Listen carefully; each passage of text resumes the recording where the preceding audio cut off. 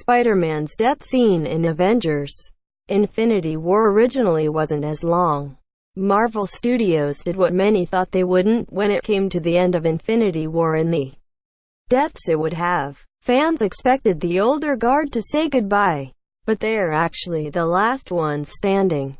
This has led to some sidestepping from Marvel, as many of the dead heroes are going to be returning for future films. Tom Holland's Spider-Man is the prime example, as he turned to dust at the end of Infinity War but has Spider-Man Far From Home hitting theaters 2 months after Avengers 4. However, these heroes are brought back. It doesn't completely take away from the scenes in Infinity War. While some may know better, the characters don't, and resulted in some pretty emotional farewells. Spider-Man's hit home the most for many, and it originally was much quicker. Related: Infinity War BTS photos show filming of Spider-Man's death. Avengers: Infinity War is now available to buy digitally, and with it comes an audio commentary with directors Joe and Anthony Russo and writers Christopher Markus and Stephen McFeely. During Spider-Man's death scene, Joe Russo and McFeely discussed the elongated goodbye he received as compared to the quick sendoffs others got.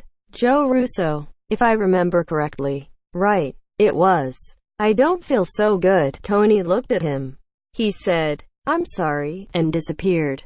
Stephen McFeely: "It wasn't as drawn out. So why did Spider-Man get some extra screen time?"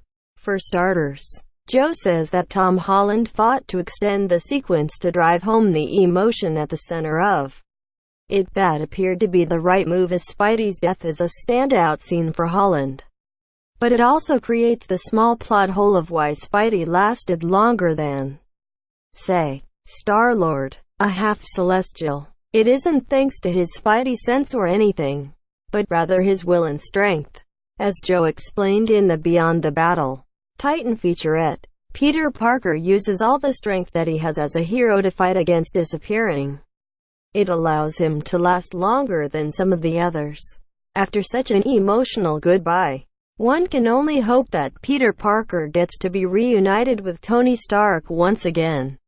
It'd make for another great scene between Holland and Robert Downey Jr., but may need to happen before Stark doesn't feel good. The Russos have continued to preach the true consequences of Infinity War, and one option could be saving those who died by sacrificing themselves instead.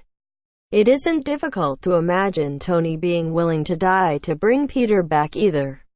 Before such a decision is made, they'll still need to figure out exactly what is going on and how it could be possible to bring the fallen heroes back to life. Avengers: Infinity War is available now on digital HD, and will release on Blu-ray and DVD on August 14th. Tags: The Avengers 3 looking for an AD-free experience on ScreenRant.